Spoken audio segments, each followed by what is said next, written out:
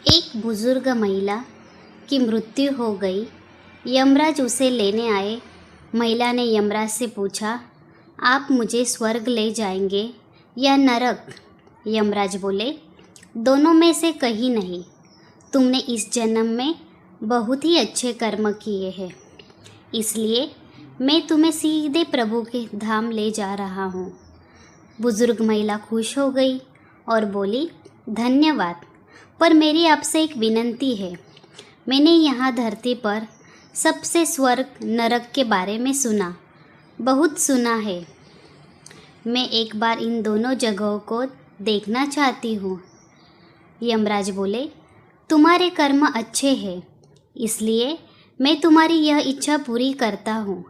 चलो, हम स्वर्ग और नरक के रास्ते से होते हुए प्रभु के धाम चलेंगे। दोनों चल पड़े। सबसे पहले नरक आया। नरक में बुजुर्ग महिला ने जोर जोर से लोगों के रोने की आवाज़ सुनी। नरक में सभी लोग दुबले पतले और बीमार दिखाई दे रहे थे। महिला ने एक आदमी से पूछा, यहाँ आप सब लोगों की ऐसी हालत क्यों है? आदमी बोला, तो और कैसी हालत होगी? मरने के बाद जब से यहाँ आए हैं, हमने एक दिन भी खाना नहीं खाया। भूख से हमारी आत्माएं तड़प रही है। बुजुर्ग महिला की नज़र एक विशाल पतीले पर पड़ी, जो कि लोगों के कद से करीब 300 फुट ऊंचा होगा। उस पतीले के ऊपर एक विशाल चम्मच लटका हुआ था। उस पतीले में से बहुत ही शानदार खुशबू आ रही थी। बुजुर्ग महिला ने उस आदमी से पूछा, इस पतीले में क्या है? आदमी मायूस होकर बोला, ये पतीला बहुत ही स्वादिष्ट खीर से हर समय भरा रहता है। बुजुर्ग महिला ने हैरानी से पूछा, इसमें खीर है तो आप लोग पेट भर के ये खीर खाते क्यों नहीं? भूख से क्यों तड़प रहे हैं? आदमी रो रो कर बोलने लगा, कैसे खाए? ये पतीला 300 फीट ऊंचा है। हम में से कोई भी उस पतीले तक नहीं पहुंच पाता। बुजुर्ग महिला को उन पर तरस आ गया। सोचने लगी, बेचारे खीर का पतीला होते हुए भी भूख से बेहाल है। शायद ईश्वर ने इन्हें यही दंड दिया होगा। यमराज बुजुर्ग महिला से बोले, चलो, हमें देर हो रही है। दोनों चल पड़े। कुछ दूर चलने पर स्वर्ग आया। वहाँ पर बुजुर्ग महिला को सबकी हंसने खिलखिलाने की आवाज़ सुनाई दी।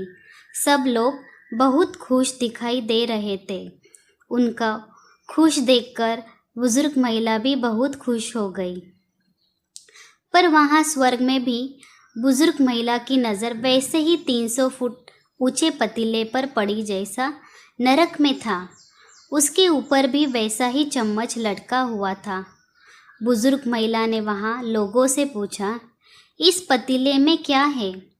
स्वर्ग के लोग बोले, इसमें बहुत स्वादिष्ट खीर है। बुजुर्ग महिला हैरान हो गई। उनसे बोली, पर ये पतीला तो 300 फीट ऊंचा है। आप लोग तो इस तक पहुंच ही नहीं पाते होंगे। उस हिसाब से तो आप लोगों को खाना मिलता ही नहीं होगा। आप लोग भूख से बेहाल होंगे। पर मुझे तो आप सभी इतने खुश लग रहे हो, ऐसे कैसे? लोग बोले, हम तो सभी लोग इस पतीले में से पेट भर के खीर खाते हैं। महिला बोली, पर कैसे? पतीला तो बहुत ऊंचा है। लोग बोले, तो क्या हुआ? पतीला ऊंचा है तो यहाँ पर कितने सारे पेड़ हैं। ईश्वर ने ये पेड़ पौधे, नदी, झरने हम मनुष्य के उपयोग के लिए तो बनाए हैं। हमने इन पेड़ों की लकड़ी ली, उसको काटा, फिर लकड़ियों के टुकड़ों को जोड़ के विशाल सीढ़ी का निर्माण किया।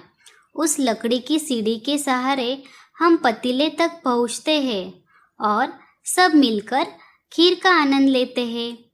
बुजुर्ग महिला यमराज की तरफ देखने लगी। यमराज मुस्कुराए और बोले, ईश्वर ने स्वर्ग और नरक मनुष्य के हाथों में ही सौंप रखा है। चाहे तो अपने लिए नरक बना ले, चाहे तो अपने लिए स्वर्ग। ईश्वर ने सबको एक समान हालातों में डाला है। उसके लिए उसके सभी बच्चे एक समान हैं। वो किसी से भेदभाव नहीं करते। वहाँ नरक में भी पेड़ पौधे सब थे, पर वो लोग खुद ही आलसी हैं। उन्हें खीर हाथ में चाहिए। वो कोई कर्म नहीं करना चाहते, कोई मेहनत नहीं करना चाहता, इसलिए सब भूख से बेहाल है। यही तो ईश्वर की बनाई इस दुनिया का नियम है। जो कर्म करेगा, मेहनत करेगा, उसी को मीठा फल खाने को मिलेगा। अर्थात स्वर्ग एवं नरक आपके हाथ में ही है। मेहनत करें, अच्छे कर्म करें और अपने जीवन को स्वर्ग बनाएं।